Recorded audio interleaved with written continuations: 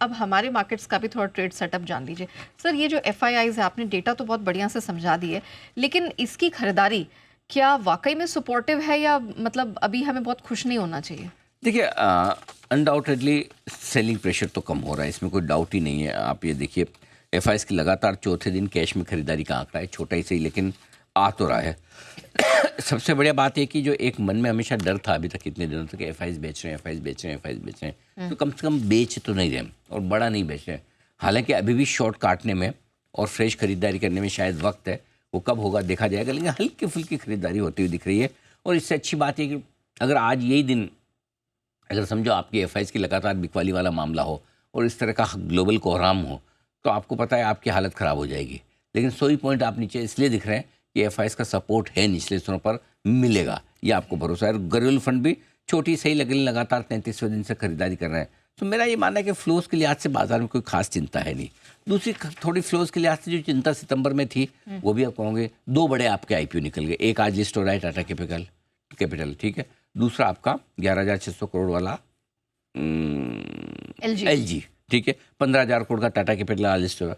इसके अलावा सितंबर के महीने में वो 30 सितंबर की डेट के पहले IPO हिट करना जरूरी होता, नहीं तो फिर आपको ऑडिटेड अकाउंट्स रखने पड़ते हैं। तो वो ढेर सारी एक जो बाढ़ आनी थी वो भी आ गई। सो सेकंड, नो डाउट ऐसा नहीं कि IPO और नहीं आ रहे हैं, अभी भी खुले हैं, आने भी हैं, लेकिन जितना सितंबर में एक साथ जो प्रेशर था IPO का, वो प्रेशर अब आपका कम हो गया और बड़े IPO आपके निकल गए। तो फ्लोज के लिहाज से थोड़ा सपोर्ट है आपको कि बड़ा पैसा प्राइमरी मार्केट में नहीं जाएगा। सो आई थिंक इस लिहाज से ये सारे ठीक है।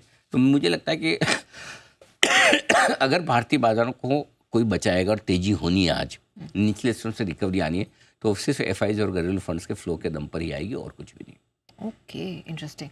तो सर फिर बताइए, संकेत है गैप से नीचे अगर खुलते हैं तो खरीदना चाहिए, वेट करना चाहिए?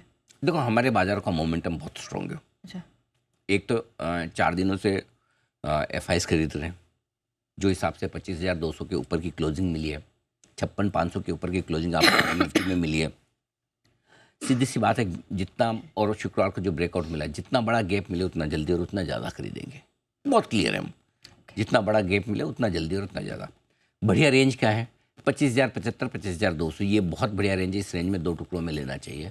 बैंक निफ्टी के लिए 56,150, 56,300 बहुत बढ़िया रेंज है खरीदारी के लिए। ये इंट्राडे रेंज की बात करूँ मैं, इंट्राडे में ये खरीदने के लिए आपके लिए बिल्कुल परफेक्ट जगह है, इस रेंज में खरीदिए। सो आई डोंट थिंक कि हमें कोई बहुत चिंता करने घबराने की जरूरत है। अगर डर रहता भी, लेकिन खुद ट्रंप ने डर काफ़ी कम कर दिया। आधा तो उन्होंने रिकवरी दे दी। 800 घटा, अगर 400 तो आपके डाउ फ्यूचर्स ऊपर गए। 800 नेस्डेक घटने के बाद 400 नेस्डेक फ्यूचर्स ऊपर है। फिर हम इतना पैनिक क्यों कर रहे हैं? ठीक है, कोई अच्छी बात तो नहीं है, लेकिन ठीक है, हमें भी हमारा लिमिटेड रिएक्शन ही देना चाहिए। Okay, cool. अच्छा सर, क्रूड सिंस क्योंकि काफ़ी तेज़ी से नीचे आया है, अभी भी भले ही थोड़ा रिकवर किया हो, लेकिन है 4.5 महीने के लोज के पास ही, तो क्रूड की थीम तो हम 100%, ये साल ही क्रूड की थीम का ही है, इसमें कोई डाउट ही नहीं। साल के पहले दिन हमने HPCL, Indigo, Asian paints 3 stock recommend किया था। आप देखिए, निफ्टी वहीं का वहीं है, कहीं नहीं गया, लेकिन इन स्टॉक ने 20-20, 25-30% के रिटर्न दे दिए और अब भी देंगे। हमारे लिए पूरे में जो सबसे काम की चीज़ ही यही है कि कच्चा तेल जो नीचे आता दिख रहा है लगातार, और सबसे बड़ी बात है कि इसमें मेन इंपॉर्टेंट चीज़ है कि कच्चे तेल के फंडामेंटल्स बहुत कमज़ोर है। मतलब इसको घटने में टाइम नहीं लगता, बढ़ने में पसीना आ जाता है। सो आई थिंक ये एक बड़ा पॉजिटिव पूरे ग्लोबल मार्केट्स में जो कुछ भी हुआ है उसमें सबसे ज़्यादा काम की बात हमारे लिए। ओके। अच्छा सर, बस एक क्लैरिटी चाहिए थी, मिड और स्मॉल कैप, इसमें मोमेंटम बना रहेगा? रहना चाहिए, मुझे नहीं लगता है कि कोई खास दिक्कत वाली बात है। और एक्चुअली मिड कैप इंडेक्स तो आप देखिए ना, लगातार 7 दिन से हायर लो बना रहा है।